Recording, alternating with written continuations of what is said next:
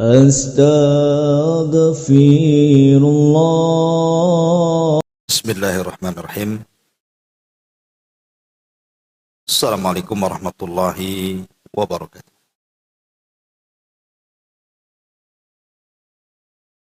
Alhamdulillah. Wassalatu wassalamu ala rasulillah wa ala alihi wa sahbihi wa mawalah wa la hawla wa la quwata illa billahi wa ba'd. Alhamdulillah, segala puja dan puji hanya milik Allah subhanahu wa ta'ala. Salawat dan juga salam kita hadiahkan kepada Rasul kita Nabi besar Muhammad sallallahu alaihi wa ala alihi wasallam. Melanjutkan kajian kita masih membahas kitab 175 jalan menuju surga Allah subhanahu wa ta'ala. Dan kita masuk pada poin kelima. Di antara jalan menuju surga adalah menyambungkan tali silaturahim. Di sini muallif pengarang membawakan beberapa dalil dari Quran dan juga sunnah Nabi sallallahu alaihi wasallam tentang pentingnya silaturahim. Kita baca dulu baru kita jelaskan. Nabi sallallahu alaihi wasallam bersabda, "Innallaha khalaqal khalqa hatta idza faragha minhum qamatir rahim." Wa qalat hadha maqamul a'idhi minal qati'ati. Qala na'am. Amma tardawna an asila man wasalaki wa aqta'a man qata'aki. Qalat bala. Qala fadhalika laki. Thumma qala Rasulullah sallallahu alaihi wasallam iqra'u in syi'tum fahal asaitum in tawallaitum an tufsidu fil ardi wa tuqattau arhamakum ulaika alladhina la'anahumullahu wa asammahum wa a'ma absarahum. Sesungguhnya Allah subhanahu wa ta'ala menciptakan para makhluk sampai ketika Allah telah selesai dari penciptaan mereka. Ar-Rahim berdiri seraya berkata, ini adalah kedudukan orang-orang yang berlindung kepadamu dari perbuatan memutus silaturahim. Maka Allah menjawab, iya tentu. Apakah kamu suka jika aku menyambung orang yang menyambung? Apakah kamu suka jika aku menyambung orang-orang yang menyambungmu dan memutus orang-orang yang memutusmu? Maka Ar-Rahim mengatakan, tentu saja ya Rabb. Maka Allah berkata, itulah yang akan kamu dapatkan. Kemudian Rasul bersabda, jika kalian mau, bacalah firman Allah Azza wa Jal. Maka apakah kiranya jika kamu berkuasa, kamu akan membuat kerusakan di muka bumi dan memutuskan hubungan kekeluargaan? Mereka itulah orang-orang yang dilaknat Allah, ditulikannya dan dibutakan penglihatannya. Baik. Ma'asyiral muslimat yang dimuliakan Allah subhanahu wa ta'ala. Hadis ini adalah hadis tentang keutamaan silaturahim dan ancaman orang-orang yang memutus silaturahim. Adapun keutamaannya, Nabi SAW menjelaskan ketika Rahim itu berdiri di hadapan Allah, kemudian dia minta kedudukan kepada Allah Subhanahu wa taala, maka Allah Subhanahu wa taala mengatakan, "Amatardawna an asila man wasalaki wa atta'a man qata'aki." Ridhokah engkau wahai Rahim jika aku menyambung siapapun yang menyambung kepadamu, dan aku memutus hubungan siapapun yang memutuskan hubungan denganmu. Lihat Bu di sini keutamaan orang silaturahim. Maka dijanjikan oleh Allah Subhanahu wa taala, Allah akan menyambungkan dengan kita dan kita akan tersambung dengan Allah Subhanahu wa taala. Saya buat analogi. Ibu ini sudah beli handphone. Cantik pula handphone. Kemudian beli data. Penuh pula isinya. Maksud ibu punya handphone itu kan untuk berkomunikasi. Tiba-tiba ketika suami ibu pergi dari rumah, entah bekerja, entah jalan kemana. Ini dari pagi suami sudah pergi nih. Kemudian ibu teleponlah siang-siang, tak diangkat. Kemudian sore tak diangkat. Sampai malam tak pulang, ditelepon tak diangkat juga. Sampai pagi ditelepon tak diangkat juga. Kira-kira Bu, ibu sakit hati enggak? Pastilah ada curiga nih, kemana suami enggak? Kok enggak biasa gitu. Atau mungkin nelpon saudara gitu juga lah. Gak diangkat-angkat terus sudah telepon, tapi masuk. Mungkin kita bisa sakit hati Bu. Ini sesama makhluk ya. Kalau kita berhubungan dengan sama makhluk, tidak ada respon itu, apalagi makhluk itu orang yang dekat dengan kita, rasanya sakit kita ini. Ada apa kan itu? Kalau sesama makhluk saja nggak diangkat handphone, kita telepon nggak dibalas WA, terkadang sakit hati itu. Dan sekarang Bu, banyak orang yang kemudian berhubungan dengan Allah Subhanahu wa taala, Allah tidak meresponnya karena dia memutus silaturahim. Tapi tenang-tenang saja dia. Ya tidak khawatir, tidak apa gitu ya.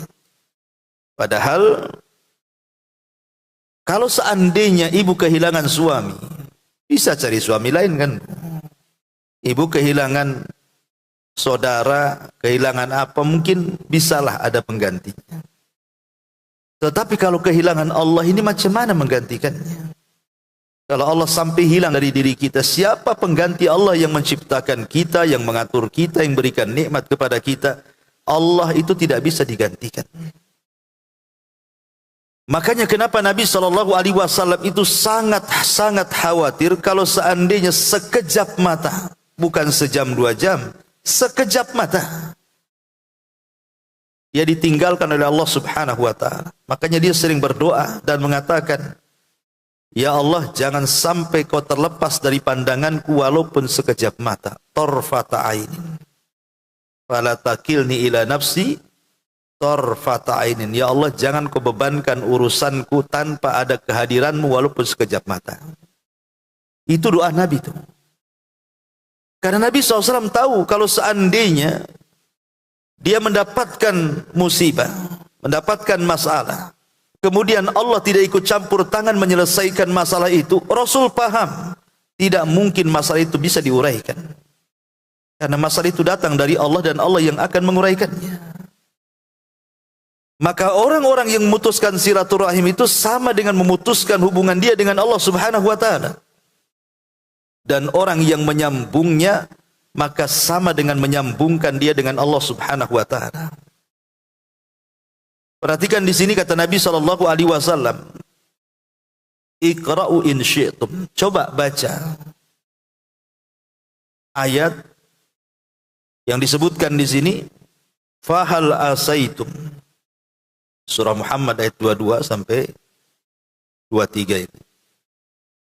Fahal asaitum in tawallaitum an tufsidu fil ardi wa tuqatti'u arhamakum ulaika alladzina la'anahumullahu fa asammahum wa a'ma absarahum. Maka apakah kiranya jika kamu berkuasa, kamu akan membuat kerusakan di muka bumi dan memutuskan hubungan kekeluargaan. Subhanallah, Allah gandengkan, Allah sebut satu nafas.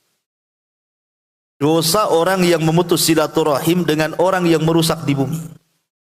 Seperti apa orang merusak di bumi itu? Para perompak, ya, para perampok, para perompak, para teroris, ya kan? Itu orang-orang yang merusak. Lah orang yang mutusan silaturahim disebut satu nafas coba dengan orang yang melakukan kerusakan seperti itu. Seolah-olah ingin katakan ibu kalau memutus silaturahim itu sama dengan ibu merampok, sama dengan ibu menjadi teroris, sama dengan ibu menjadi perompak yang gak segan-segan membunuh orang tuh. Kita saja bu, kalau lihat ada perampok masuk ke rumah orang sampai membunuh, sampai bukan hanya mengambil uang, mengambil harta, sampai dibunuh orangnya. Mungkin kita katakan sadis sekali orang itu. Tapi di hadapan kita, bahkan kita sendiri memutus silaturahim, ya tenang-tenang saja. Kenapa diperlakukan tidak sama?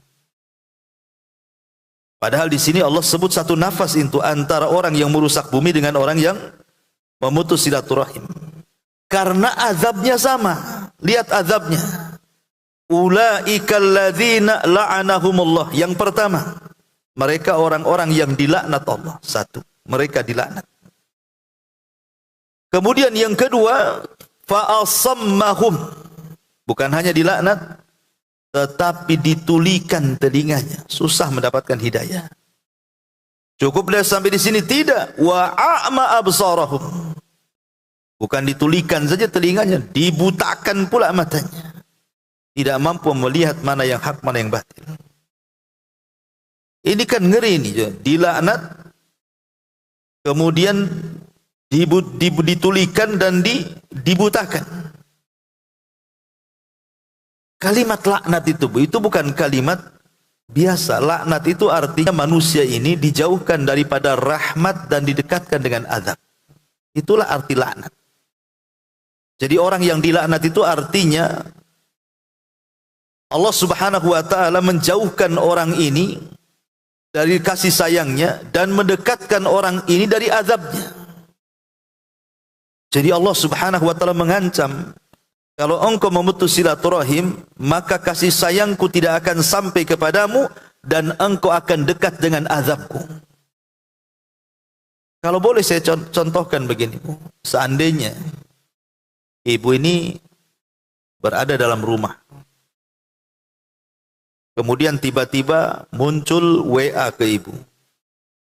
WA-nya ngancam-ngancam, awas saja, kau kalau keluar kubunuh kamu.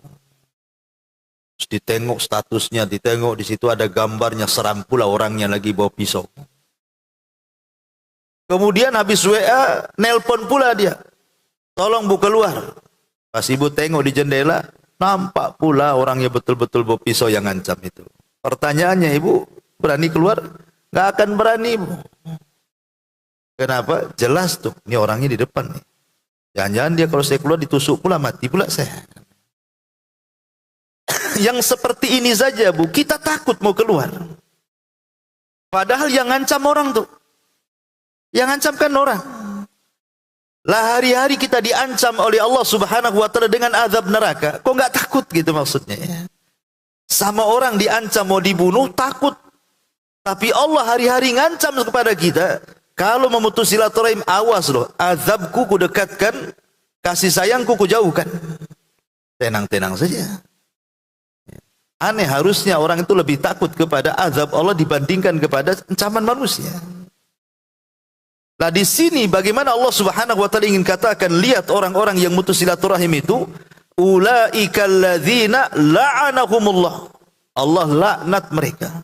Maknanya Allah jauhkan mereka dari rahmat dan didekatkan dengan azab. Wa asammahum wa a'ma absarahum. Selain daripada itu dibuat tuli dan dibuat buta lagi. Ini kan ngeri ancamannya. Bahkan lebih tegas lagi ancamannya. Kata Nabi SAW di sini, la yadkhulul jannata qati'ur rahim. Tidak akan masuk surga orang-orang yang memutus silaturahim. Maksudnya tidak akan masuk surga itu bersama orang-orang yang awal masuk surga. Berarti dia masuk surganya belakangan. Masuk surga tapi belakangan. Bukan berarti sama sekali nggak akan masuk surga. Tidak. Maksudnya tidak akan masuk surga itu bersama orang-orang yang awal-awal masuk surga. Jadi dia digantung dulu hidupnya tuh. Baru setelah kemudian dia lama di neraka, baru kemudian dimasukkan ke dalam surga. Kan ancamannya ngeri. La yadkhulul jannah.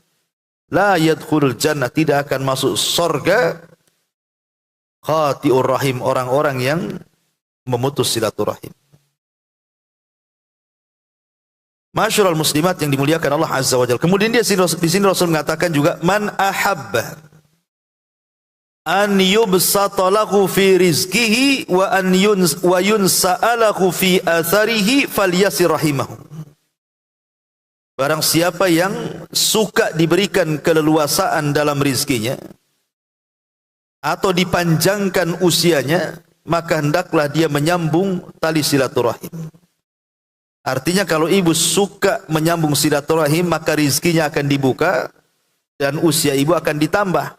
Mafhum mukhalafahnya, pemahaman kebalikannya, berarti kalau ibu tidak bersilaturahim, disempitkan rizkinya, dipendekkan pula umurnya. Ini kan ancamannya itu. Rizkinya akan diseret, kemudian umurnya akan dipendekkan. Masyarul muslimat yang dimuliakan Allah Azza wa Jalla, di masyarakat ini kadang-kadang sangat disayangkan. Ini nasihat juga untuk ibu-ibu ya. Banyak orang itu yang mengajarkan kepada keluarga itu untuk memutus silaturahim. Contohnya umpamanya terjadi kepada orang-orang yang sudah pisah bercerai. Mungkin istrinya nggak suka dengan suaminya, akhirnya cerai. Punya anak, entah 2 entah 3 gitu. Kadang-kadang saking tidak sukanya ibu pada suami itu anak ibu dihalang-halangi kan bu. Jangan hubungan dengan bapakmu. Nggak dikasih tahu di mana bapaknya. Walaupun dia tahu nomor teleponnya, nggak dikasih tahu. Kalau bisa jangan kenal siapa bapaknya. Kalau bisa bapaknya tuh gaib gitu ya. Abu Goib, nggak tahu siapa pokoknya. Jadi nggak pernah dikenal-kenalkan tuh sama anak. Ini kan ibu memutus silaturahim tuh anak dengan bapak. Apa urusan ibu dengan suami? Anak-anak dibawa-bawa. Anak ini nggak punya dosa. Dan sampai kiamat pun itu tetap bapaknya. Apalagi anak perempuan, butuh dia dengan bapak. Kalau kawin susah dia nanti cari wali. Ya, ini kadang-kadang cukuplah ibu itu yang tidak suka dengan mantan suami, tapi ketidaksukaan jangan pula ditularkan kepada anak-anak. Wala yajrimannakum syana'anu qaumin alla ta'dilu i'dilu huwa aqrabu littaqwa, kata Allah. Janganlah karena ketidaksukaan kita kepada seseorang, kita tidak berlaku adil. Jangan sampai karena ibu tidak suka nih dengan mantan suami, akhirnya nggak berlaku adil sama anak-anak. Salah anak-anak ini apa? Kan gitu. Dia nggak punya salah. Yang salah kan bapaknya kan itu ya. Biarkanlah anak-anak ini berkomunikasi supaya ada silaturahim dengan bapaknya, diajarkan. Ya kalau bisa urusan ibu dengan mantan suami sudah tutup sampai di situ. Jangan diceritakan. Kalau bisa anak tidak tahu. Ini dikompori anaknya. Kalau bisa didoktrin gitu, direkam. Kalau bisa bencinya dia kepada mantan suami itu ditularkan sama anaknya sehingga ikut benci juga. Nah ini ataupun mungkin contoh yang lain. Mungkin ibu menghalang-halangi suami berhubungan dengan keluarganya. Saya itu pernah ada kasus gitu ya, seorang istri itu tidak suka kalau suaminya itu ngirim uang sama orang tuanya. Jadi orang tuanya ini telepon saya, ngadu gitu ya. Ustaz gimana ini, anak saya lo ngirim uang. Ngirim pun tak banyak sebenarnya. Saya pun sudah nggak mau dikirim sebenarnya. Cuman karena anak saya itu pengen berbuat baik sama saya, kadang-kadang Dia kirim tas sebulan itu 50.000. Dia bilang, tapi kalau ketahuan sama istrinya, itu kayak perang Irak Amerika. Wah, pokoknya sampai ketakutan loh. Anak laki-laki saya itu sampai ketakutan, sampai kalau dia kirim sembunyi-sembunyi katanya. Nah, ini kan nggak bagus, Bu. Justru yang seperti ini itu menyeretkan rizki sebenarnya. Kan di sini jelas, man ahabba an yubsata lahu fi rizki. Siapa yang ingin diluaskan rizkinya? Perasaan istri itu mungkin pikir dia dengan menghalang-halangi suami jangan ngirim ke orang tua itu, nanti uangnya habis. Bagian dia nggak ada gitu, pikir dia kan. Itulah kalau logika tuh, Bu. Ikut logika sekuler. Itu istri sekuler yang kayak gitu tuh. Dia pikir kalau sedekah 1.000, 2.000, 10.000, 50.000 hilang dari dompet, segitu juga yang diambil. Bukan orang sekuler gitu, Bu. Kalau kita sedekah 1 juta ya hilang 1 juta.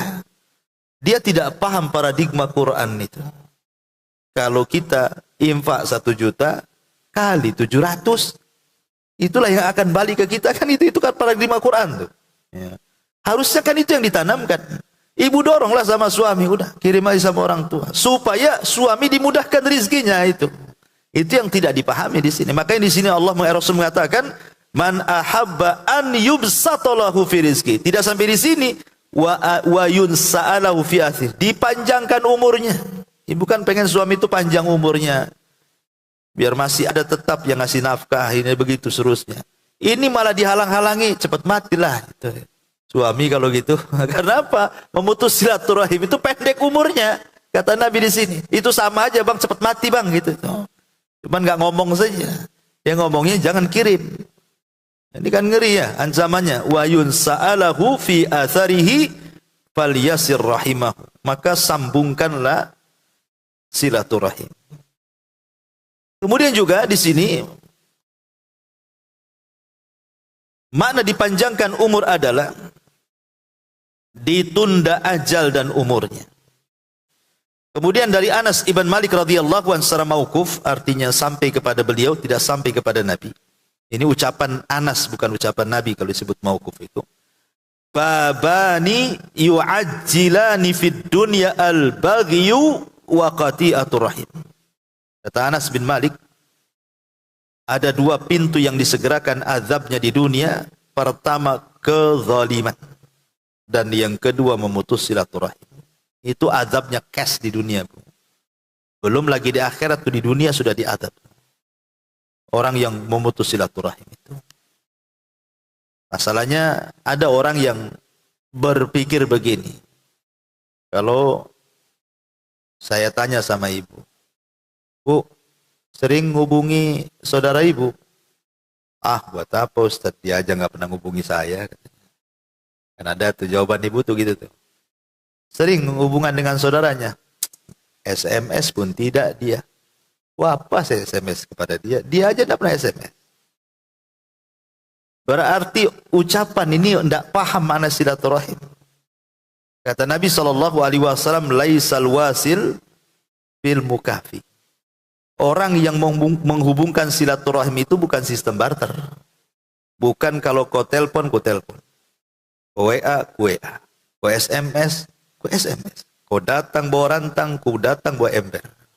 Bukan begitu. Ya. Silaturahim itu bukan sistem barter. Bukan nunggu dia menghubungi baru kita menghubungi. Itu bukan silaturahim.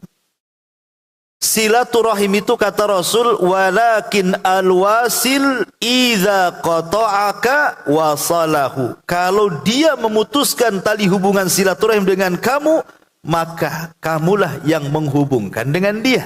Itu maksudnya. Ini saudara tidak ada satupun yang hubungi ibu.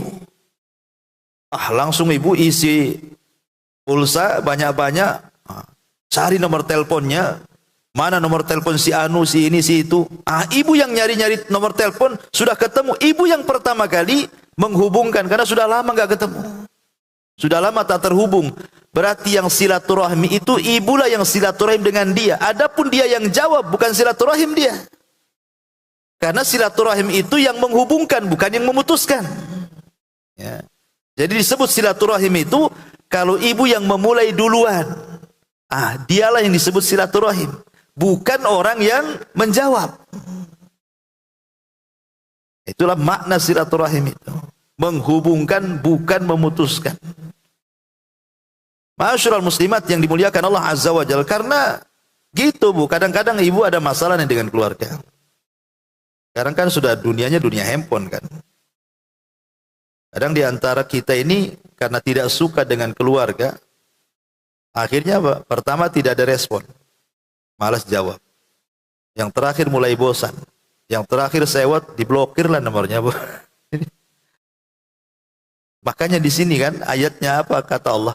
Fahal asaitum in tawallaitum. Apakah kalau engkau sudah sukses, sudah berkuasa, sudah banyak duit, ya. Waktu ibu masih di kampung sama saudara itu makanan pun sama-sama dimakan. Ya, bahasanya orang Jawa itu ya susah senang sing penting ngumpul katanya. Istilahnya kalau orang itu ya. Tapi sekali hijrah ke Batam kaya pula di sini. Saudara masih miskin di kampung tuh. Kadang-kadang mungkin pinjam uang. Oh, saking senengnya karena ibu sudah sukses, masih lagi dikasih ya. Besoknya pinjam lagi, lama-lama ibu urat naik, dikasih pinjam bayar tidak, pinjam terus gitu ya. Lama-lama saking sewotnya Bu, diblokir namanya. Nah ini kan ada tuh ya kayak gitu. Saya kira nggak ada di sini, mungkin di pojok sana gitu ya. Tapi ya ada orang yang kayak gitu tuh Bu. Memang malas. Sebenarnya nggak ngapain diblokir Bu. Nggak usah diblokir lah, kalau memang nggak bisa bantu ngomong langsung, kan apa susahnya Bu ya. Maafanlah ini sudah ke 100-nya kamu pinjam ini tak bayar-bayar, mungkin tak bisa, kan ngomong itu apa susahnya. Kenapa mesti diblokir? Kadang-kadang kan ini memblokir ini kan kadang-kadang memutus silaturahim jadinya. Biarkan aja. Nggak usah di ini. Mungkin takutnya ada habar-habar yang mungkin bukan berkaitan dengan itu, entah kematian, entah apa, kita tidak tahu kan itu ya. Jadi karena terputus handphonenya, tidak tahu cara menghubunginya. Nah ini ada yang kemudian jenis memutus silaturahim itu seperti itu. Awalnya baik, akhirnya menjadi tidak baik. Tapi kalau urusan belanja Bu, diisinya pulsa banyak-banyak kan sama ibu kan. Apalagi urusan Shopee, itu isinya panjang-panjang tuh karena mau belanja ya. Kalau saudara itu tidak malas pulsa tuh. Kok bisa sama Shopee silaturahim, sama keluarga tidak gitu. Nah ini kan masalah. Kan karena gini Bu. Kalau saya boleh analogikan begini Bu. Kalau di antara ibu itu ada yang sudah ya kayak ginilah pakaiannya syar'i. Bagus kan, mantap gitu ya. Tetapi di satu sisi mungkin tanpa orang lihat dari pakaian ibu yang syar'i itu yang sampai ke cadar, mungkin ibu itu kalau pulang masih mabok di rumah, ya, masih melakukan maksiat di rumah gitu. Tapi kalau ketemu kawannya, ya pakaiannya syar'i. Ya. Kira-kira kalau orang tahu nih Bu, cadaran, tapi kalau pulang masih mabok, masih judi gitu kan. Kira-kira nih pandangan orang kalau ketahuan, mungkin ibu dikatakan, itu bejat orang itu. Itu pakaiannya aja pakai cadar itu. Tingkah lakunya kurang lebih dengan jahiliyah. Kalau orang tahu kan seperti itu. Sekarang nih, apa bedanya kalau seandainya ada orang sudah cadaran tapi tidak akur dengan orang tuanya, tidak akur dengan saudaranya, tidak akur dengan kerabatnya? Apa bedanya? Padahal dosa memutus silaturahim itu lebih besar dibandingkan dosa minum khamr, lebih besar dibandingkan dosa berjudi, lebih besar dibandingkan dosa berzina. Memutus silaturahim itu lebih besar daripada itu. Kenapa lebih besar Bu? Karena ini hubungan dengan orang lain. Kalau mabuk itu hubungan kita dengan botol aja, nggak ada yang dirugikan kan? Yang dirugikan dia sendiri. Tapi silaturahim ini ada dengan orang lain masalahnya. Tapi tidak ada orang ya mengatakan bejat gitu ya. Orang yang memutus silaturahim, yang penting nampaklah pakaiannya syar'i, mungkin dianggap orang baik. Coba dia suruh mabok di depan orang lain, mungkin orang dihujat habis-habisan tuh. Lah ini kadang-kadang tidak bisa dibedakan mana yang lebih besar dosanya, mana yang lebih kecil dosanya.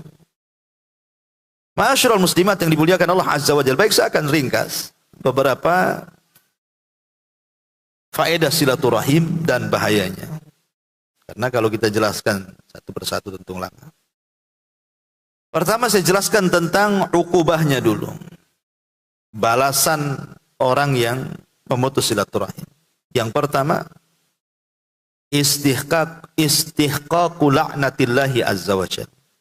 Dia berhak mendapatkan laknat Allah wa ghadabihi dan kemurkaan Allah azza wa jalla. Orang yang mutus silaturahim berhak mendapatkan laknat dan murkanya Allah berdasarkan ayat yang tadi kita baca. Yang kedua, ta'jilul uqubati lahu fid dunya qabla al-akhirah. Maka dia akan disegerakan hukumannya di dunia sebelum akhirat. Di akhirat sudah jelas nunggu dia. Di dunia sudah disegerakan. Karena Rasul yang mengatakan tadi. Dengan caranya apa? Boleh jadi Allah subhanahu wa ta'ala menghukum orang yang mutus silaturahim itu dengan cara mungkin berbanyak masalah dalam hidupnya. Kesehatannya bermasalah. Anak-anaknya durhaka dengan orang tuanya. Ya, hatinya tidak akan pernah tenang. Macam-macam lah. Ujian ataupun azab dari Allah di dunia itu. Kemudian yang ketiga, al-ittisaf bisifati ahlil fiski wa dharar. Orang yang mutus silaturahim itu tersifati dengan sifat orang-orang fasik. Itu orang fasik, orang yang mutus silaturahim itu. Kemudian yang keempat, al-hirman min dukhulil jannah. Haram hukumnya masuk surga. Sebagaimana hadis yang tadi kita baca. Kemudian yang nomor 6, ada muqabulillahi azza wa jal amal al-fardi. Innallaha la yarfa lahu amalu. Amalan pribadi dia tidak akan diterima dan tidak akan diangkat. Karena begini Bu, dalam seminggu itu ada 2 hari di mana amalan kita akan diangkat ke langit. Pertama hari Senin, kedua hari Kamis. 2 hari ini adalah hari di mana amalan kita diangkat. Setiap pekannya itu diangkat. Hari Kamis diangkat, nanti hari Senin diangkat lagi. Kata Nabi SAW, ada 2 manusia yang amalnya tidak akan diangkat ke langit. Walaupun dia sholatnya hebat. Walaupun dia baca Qur'annya banyak. Walaupun dia puasanya mantap. Walaupun dia zikirnya nggak berhenti lisannya. Tapi amalnya nggak akan diangkat. Khusus 2 orang ini. Hari Senin dan Kamis. Pertama, orang musyrik. Orang yang melakukan kesyirikan kepada Allah, datang ke dukun, percaya tangkal, ya, pakai jimat dan begitu seterusnya. Dan yang kedua, syahna. Syahna itu orang yang dalam hatinya Bu ada kedengkian. Orang yang mutus silaturahim itu kan ada kedengkian dalam hatinya, makanya dia putus silaturahim. Kalau tidak ada kedengkian nggak mungkin. Kecuali ada satu gambaran. Kalau seandainya ibu ini punya saudara, ibu berbuat baik, dia berbuat jahat. Ibu mau menghubungkan silaturahim kepada dia, dia pula memutuskannya. Pokoknya setiap kita bermuamalah hendak berbuat baik, dia pula buat jahat sama saya. Seperti itu. Nah, kalau yang seperti ini Bu, akhirnya malas ibu menghubungi kan? Nah, ini tidak ada masalah, sebagai bentuk pelajaran saja. Kalau memang saudaranya punya saudara seperti itu, tapi kan ibu ada usaha tuh, mau menghubungkan, dia yang memutus. Ya, mau berbuat baik dia pula berbuat jahat. Akhirnya ya sudah, ibu juga jaga perasaan, dah mau hubunganlah dengan dia. Hanya sekedar memberikan pelajaran. Nah, itu bukan mutus silaturahim kalau begini, karena mau ngasih pelajaran. Ya. Tapi kalau memang memutus silaturahim itu memang betul-betul karena sebuah pertengkaran, akhirnya kemudian tidak mau sapa-sapaan. Maka ini bahaya-bahayanya, karena setiap pekan itu 2 hari diangkat amalannya ke langit. Lah orang yang dalam hatinya ada kedengkian, salah satunya mutus silaturahim, tidak akan diangkat amalannya ke langit. Ini yang nomor 6. Yang nomor 7, iglaq abwabis sama, tertutup pintu langit. Ya, karena kalau ketika tidak diangkat, kenapa alasannya? Karena tertutup pintu langit. Jadi khusus bagi orang pemutus silaturahim, setiap Senin dan Kamis tertutup pintu langit pada dia, tidak diangkat amalannya. Ini diantara ukubah balasan kepada orang yang mutus silaturahim. Adapun keutamaannya, Keutamaan silaturahim itu adalah tahqiqus silati ma Allah. Ibu sedang menghubungkan tali dengan Allah. Ya. Sebagaimana ibu sholat juga menghubungkan tali dengan Allah, silaturahim juga sama, menghubungkan tali kita dengan Allah Azza wa Jalla. Dan kalau sudah terhubung tali kita dengan Allah, artinya Allah tidak mungkin melepaskan kita. Dan kalau Allah tidak mungkin melepaskan kita, berarti setiap hajat kita pasti akan dikabulkan. Ini yang pertama. Yang kedua, tahqiq mahabbatillahi azza wa jal wa mahabbatin nas. Orang yang suka silaturahim sama dengan mewujudkan kecintaan Allah kepada kita. Bukan hanya itu, kecintaan manusia kepada kita. Makanya Allah itu kalau sudah cinta dengan hambanya, pasti yang dipanggil pertama kali malaikat Jibril. Dan mengatakan, wahai Jibril, aku cinta dengan si fulan, kau juga harus cinta dengan si fulan. Maka Jibril mengatakan kepada seluruh malaikatnya, hei malaikat-malaikat Allah dimanapun kau berada, cintai orang yang Allah cintai. Maka semua malaikat cinta kepada orang yang Allah cintai. Ketika semua malaikat cinta, Allah tanamkan kecintaan kepada hamba-hambanya. Inilah luar biasa kan itu ya. Orang yang menghubungkan silaturahim itu. Kemudian yang ketiga, bastun fil rizki wa ziyadatul barakati fil umri wa ta'miril baiti.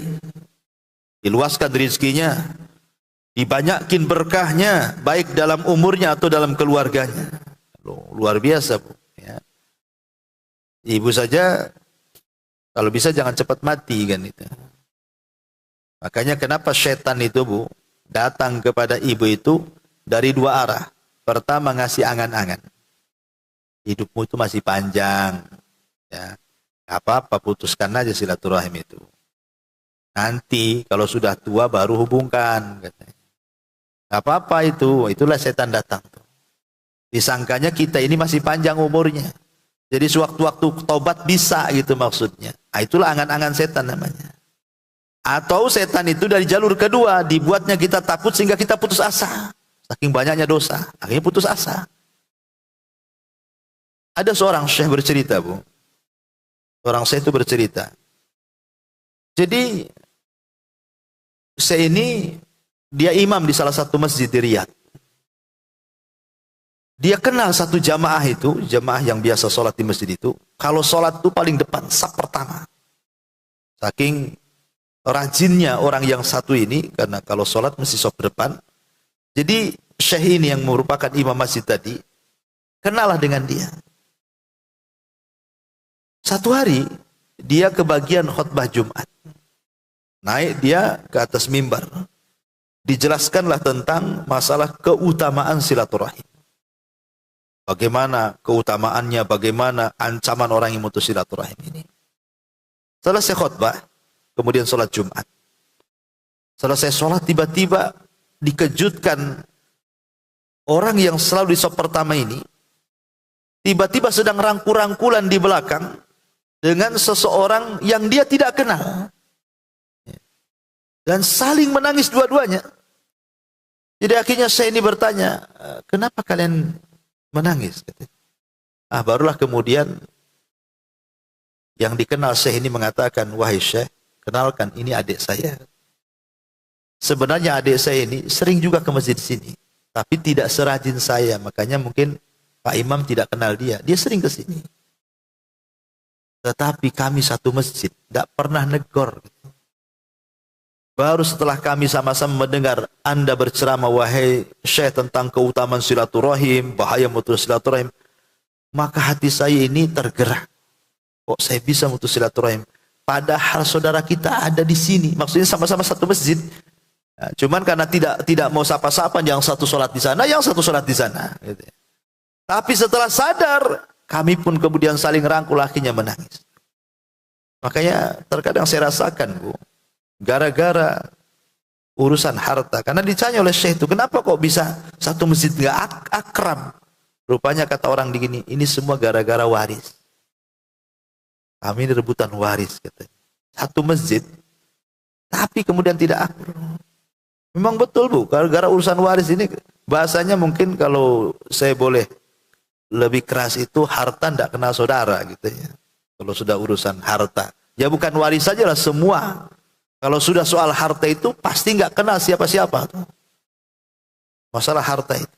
Mau saudara, mau apalagi orang lain gitu ya.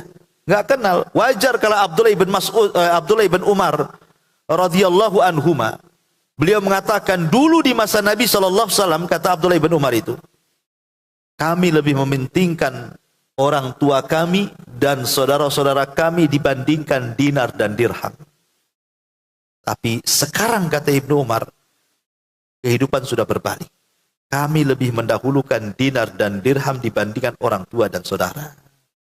Harusnya ucapan Ibnu Umar ini di masa sahabat ya. Ibnu Umar kan sahabat gitu. Harusnya ucapan ini layak hari ini tuh. Bukan diucapkan di zaman Ibnu Umar harusnya. Tapi ucapan itu ada pada hari ini. Bahwa di hari ini itu dinar dan dirham itu lebih utama dibandingkan orang tua dan kerabat gitu maksudnya. Di zaman Ibnu Umar aja begitu, apalagi di zaman sekarang kan kondisinya lebih rusak lagi. Kalau sudah urusan dinar, dirham, rupiah, perak, dolar itu Bu, itu nomor satu dibandingkan orang tua dan kerabat. Betapa banyak anak-anak ini, dia bisa loh mentraktir kawannya, habisin juta-juta ya kan, tapi dia tidak bisa mentraktir orang tuanya. Nah ini salah satu gambaran bagaimana kemudian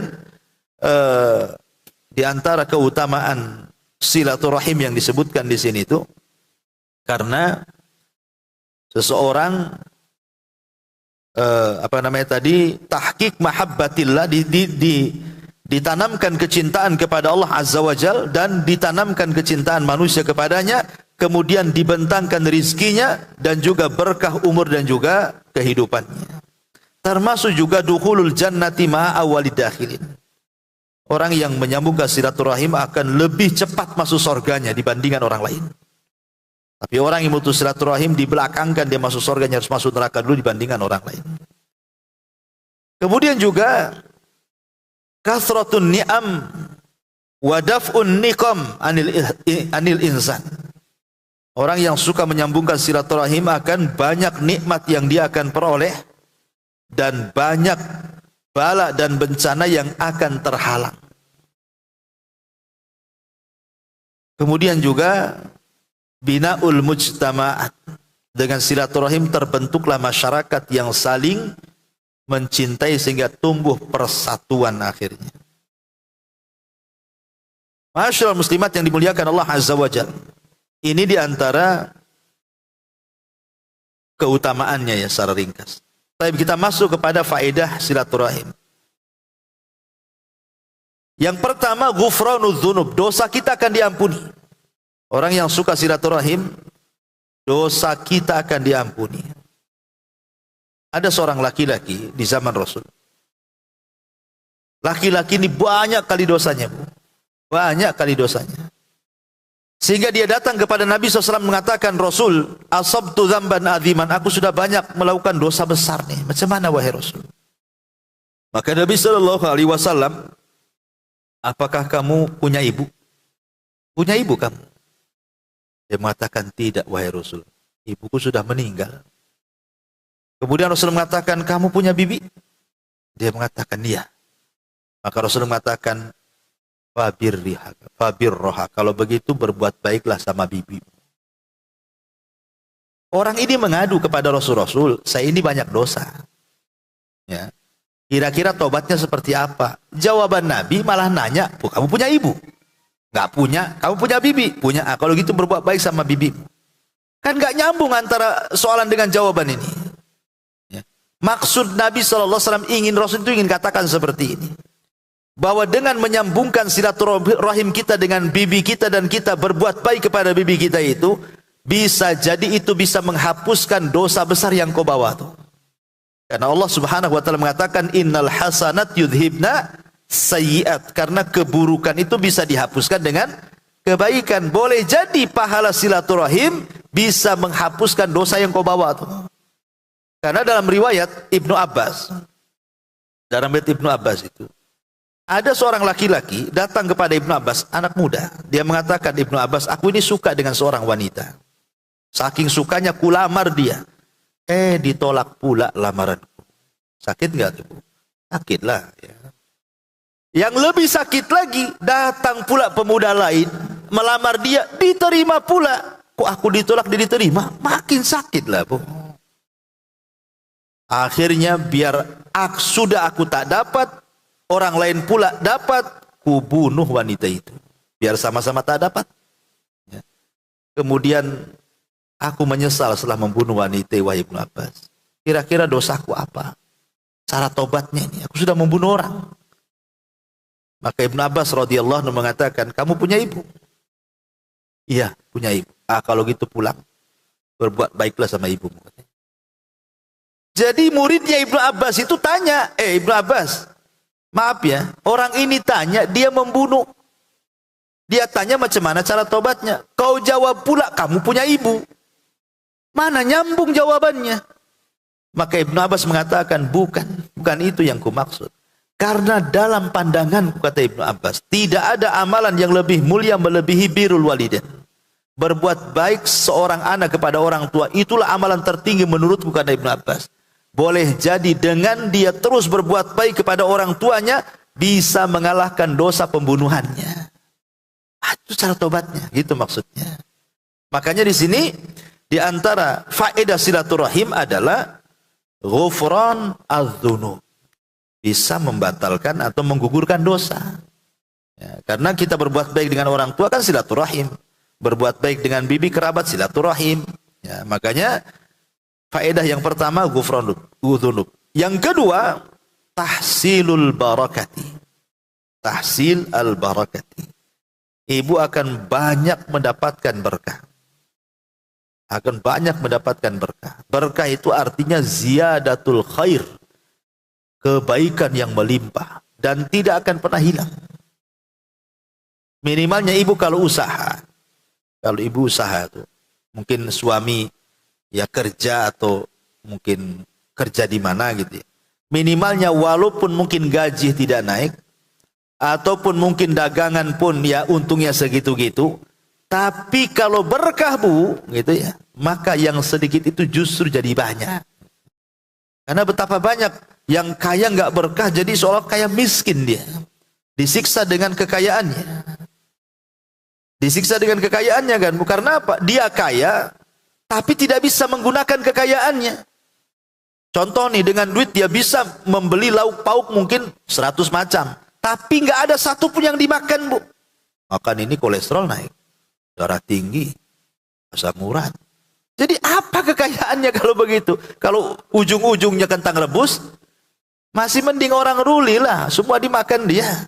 Kadang ada orang yang disiksa pula dengan kekayaan dia itu. Jadi punya uang banyak tapi disiksa. Rumahnya bagus, kamarnya empuk, tapi kalau tidur harus minum pil dulu. Lah ini gimana ceritanya? Orang ruli aja nggak main pil-pil Bu, nggak ada bantal aja bisa ngorok dia. Dari pagi ke pagi dia bangun. Ada orang-orang yang kemudian disiksa dengan kekayaan tuh. Bisa jadi karena nggak berkah tuh. Itu maksud saya itu. Ya, makanya kalau seandainya orang itu suka silaturahim, salah satu fawaidnya adalah tahsilul barakati. Bisa saja dibukakan berkahnya pada hidupnya. Kemudian yang ketiga di antara faedahnya adalah al-wiqayatu min mayyitatis su'i. Ini yang paling besar. Terhindar dari meninggal su'ul khatimah.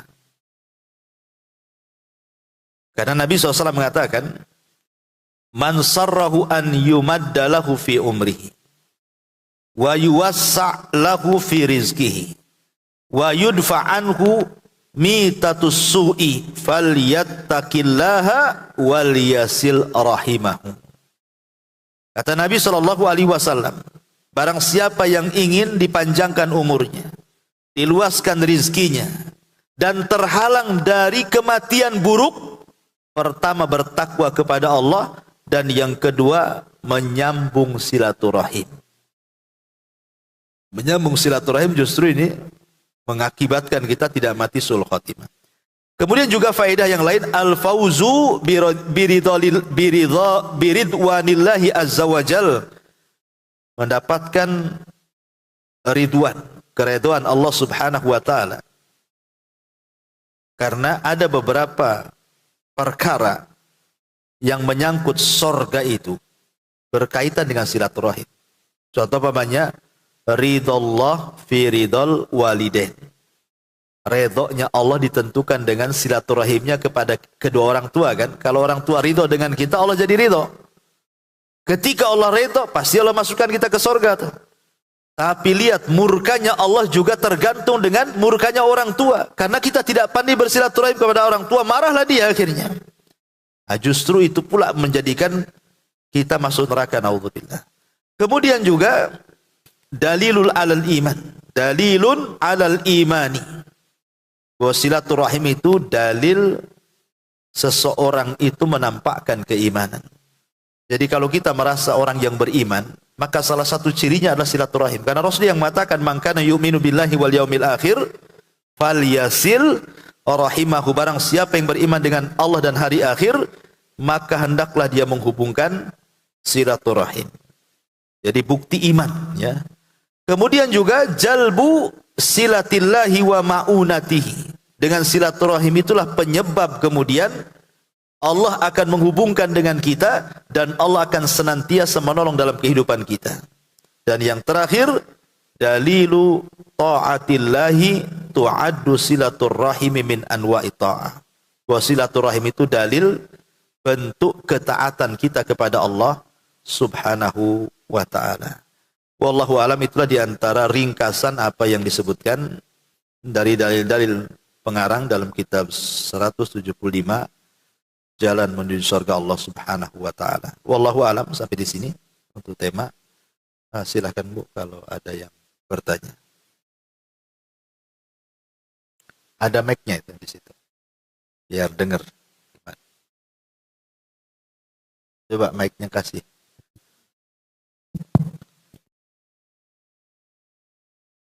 Ustadz Afwan, kalau itu kan disebut menyambung tali silaturahim. Maksudnya silaturahim ini di sini yang satu, maksudnya satu rahim gitu, satu masih hubungan kekeluargaan, gitu Ustadz. Terus yang kedua, berarti kalau dengan teman, kerabat, teman gitu, itu termasuk merupakan keutamaan tidak menyambung silaturahim? Iya, namanya rahim itu kan diambil dari kata rahim. Ya, satu rahim dengan keluarga. Kalau ke atas ya orang tua, kakek, buyut gitu ya. Kalau ke bawah ya anak, cucu. Kalau samping kiri kanan ya paman, saudara gitu ya. Ya, ada yang membatasi dengan waris ya. Artinya yang dapat waris itulah rahim. Ada juga pendapat seperti itu. Ada yang mengatakan luas lagi, bukan hanya sekedar urusan waris, tapi juga masuk kepada kekerabatan, walaupun kerabat jauh, tetapi masih nempel dengan keluarga. Tapi kalau dengan orang yang tidak ada hubung kait, ibu kenal di Batam, sebelumnya nggak kenal di Batam, akhirnya jadi kawan. Ibu tinggal di Batu Haji, satunya tinggal di Batam Center gitu ya. Kemudian kata ibu, ya silaturahim ke kawan sana. Ya, kalau dalam segi bahasa benar. Ya, bahasa hari-hari yang kita ucapkan. Tapi kalau dari segi istilah, silaturahim itu hanya berlaku kepada yang ada rahim saja. Yang ada hubungan kekeluargaan. Nah, kalau antar teman itu bukan secara istilah, bukan silaturahim. Itu namanya al-ukhuwah Islamiyah. Namanya itu menghubungkan persaudaraan. Itu lain lagi keutamaannya. Nanti akan sampai juga ada tentang pentingnya persaudaraan masuknya. Kalau ini lebih khusus lagi, ini masuk ke keluarga, ini maksudnya di sini. Nah, Ustaz, terus yang kedua mengenai kan ini keutamanya menyambung tali silaturahim. Berarti seumpamanya udah ada hubungan yang baik antara yang satu rahim itu, apakah itu juga merupakan suatu keutamaan? Maksudnya bukan menyambung kembali yang sudah rusak gitu, Ustaz. Tapi yang memang udah baik ya tetap dilakukan baik terus gitu, Ustaz. Iya, maksudnya gini, Bu. Kalimat menyambung yang terputus itu. Berarti yang pertama kali yang nyambung itu disebut silaturahim. Walaupun sudah baik. Ibu nggak ada masalah dengan keluarga. Ya, cuman jangan nunggu mereka nelpon ibu. Ibu yang dulu nelpon. Ketika ibu yang dulu nelpon berarti ibu yang silaturahim gitu maksudnya. Adapun yang jauh bukan silaturahim, dia kan nerima aja. Kalau mereka yang duluan nelpon berarti dia yang silaturahim sama ibu. Karena makna silah itu artinya yang menyambung. Disebut silah. Ya. Walaupun baik, ibu nggak ada masalah kok dengan adik, dengan kakak, dengan bibi, nggak ada masalah. Nah, cuman biar dikatakan silaturahim, kita yang pertama ngubungi. Jangan nunggu dia ngubungi. Nanti masuk kepada sistem barter. Kenapa ibu tak ngubungi saudara? Dia aja nggak ngubungi. Ngapain sih ngubungi dia? Nah, itu namanya sistem barter, itu bukan silaturahim. Itu basa-basi namanya. Namun Ustaz, syukran. Wah ya. Iya. Ya, coba kasih mic-nya.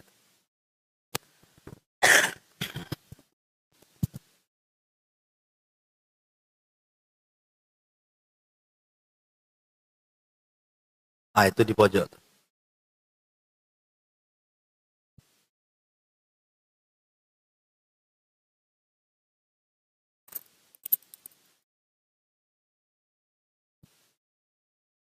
Bismillahirrahmanirrahim. Assalamualaikum Ustadz. Mau Waalaikumsalam. tanya, Iya. kalau misalnya ada seseorang atau kakak atau ipar kayak gitu, dia kan misalnya zolim terhadap kita, kayak dia nggak mau bayar hutang, tapi padahal dia mampu untuk mengangsur, tapi dia nggak mau sama sekali. Itu gimana ya hukumnya kita tidak bersilaturahim dengan dia? Itu saudara ibu. Saudara suami misalnya gitu, ipar gitu. Cuman Ya masih saudara lah, masih ya, kerabat gitu ya. Dia yang zalimi ibu dengan cara apa? misalnya dia tidak mau membayar hutangnya kayak gitu, Ustadz, Kayak gimana tadi ya? contohnya saya itu tadi ya. Dan itu jumlahnya Banyak. tidak sedikit kayak gitu, Iya. dan tidak mau mengangsur. Nah, Itu gimana akhirnya hukumnya, Ustadz? ibu nggak mau hubungan dia sama dia. Gitu. Bukan tidak mau, Ustadz, tapi apa ya? Nggak enak. Suka emosi mungkin ya. Iya. Itu gimana hukumnya, Ustadz? Terima kasih. Iya, alhamdulillah.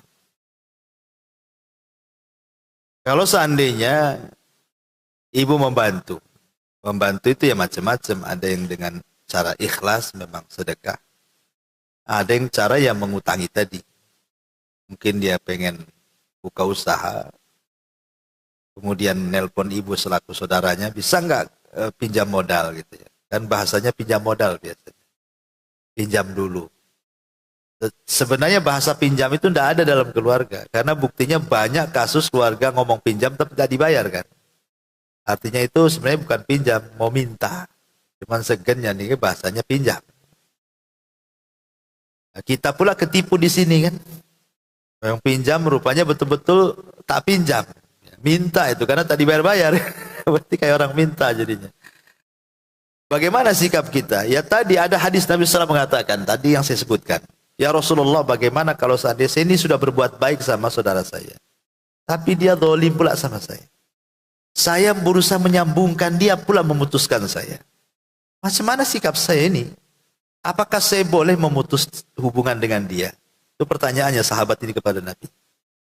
Maka Nabi SAW mengatakan boleh. Tapi hanya sekedar apa? Memberikan pelajaran saja. Jika kata-katamu benar, maka engkau akan ditolong dan dia akan diadab. Kata Nabi. Engkau akan dapat pertolongan. Dan dia akan mendapatkan siksa. Dari sini ada kesimpulan para ulama, boleh kita ini memutus silaturahim kalau bentuknya seperti ini. Tetapi bukan memutus dalam makna hakikat. Hanya sekedar memberikan pelajaran. Itu saja. Bukan selamanya diputus, tidak hanya berikan pelajaran biar dia kapok gitu saja. Biar kalau utang tadi biar dia bayar gitu ya. Tapi kalau seandainya selamanya tidak bayar, Bu, jangan gara-gara uang kemudian selamanya ibu memutus silaturahim. Karena ibu memutus silaturahim dosanya lebih besar daripada dia tak bayar utang. Terbalik kan, Bu ya. Kalau ibu terus memutus silaturahim gara-gara dia tak mau bayar, ibu lebih besar lagi dosanya, Bu, dibandingkan dia yang tak bayar uang. Dia hutang tak bayar itu udah berdosa tuh. Ibu lebih dosa lagi. Karena terus-terusan memutus silaturahim kan. Ya cobalah kalau belajar ikhlas ya sudah, itu masih ada hubungan saudara, udah ikhlaskan saja. Kan itu lebih besar lagi pahalanya kan. Gak bisa lah Ustaz, besar kali modalnya itu. Ya, kalau diikhlaskan nggak bisa. Ya kalau memang nggak sanggup gitu ya untuk melepaskan itu, ya nggak apa-apa, tagih saja. Nggak usah bosan, tagih. Memang kewajiban orang yang ngutangi itu ngingetin orang yang dihutangi. Karena orang yang dihutangi itu biasanya pura-pura lupa, jadi lupa betulan. Awalnya pura-pura lupa, oh iya ya, saya pinjam ya. Padahal dia tahu tuh, lama-lama nggak ingat tuh. Tapi orang yang minjami ingat sampai kiamat. Itulah sama orang yang dolim dengan yang didolimi itu. Orang yang didolimi ingat, tapi orang yang buat dolim itu lupa kalau dia sedang berbuat dolim sama orang. Jadi intinya Bu, boleh ibu sementara waktu mutus silaturahim hanya untuk memberikan pelajaran, tapi jangan selamanya. Hanya ngasih pelajaran saja.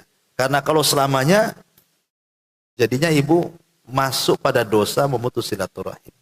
Jangan sampai ibu ini yang justru akhirnya lebih besar dosanya dibandingkan dia gitu yang pinjam uang. Sama dengan, saya contohkan, ibu nih datang ke pengajian tidur. Tidur di ngaji. Kenapa tidur? Enak tidur di pengajian Ustaz. Gitu kan, kalau di rumah susah tidur gitu ya. Di sampingnya pula gibain yang tidur. Pain ke pengajian tidur aja kan, kayak bangke gitu. Nah.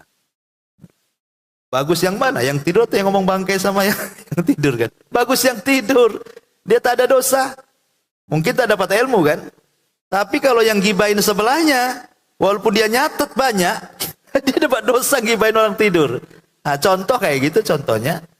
Nah, jangan sampai seperti itu, Bu. Ya. Kita pula yang ngutangi malah dosanya lebih besar karena mutus silaturahim, dia pula dosanya lebih rendah.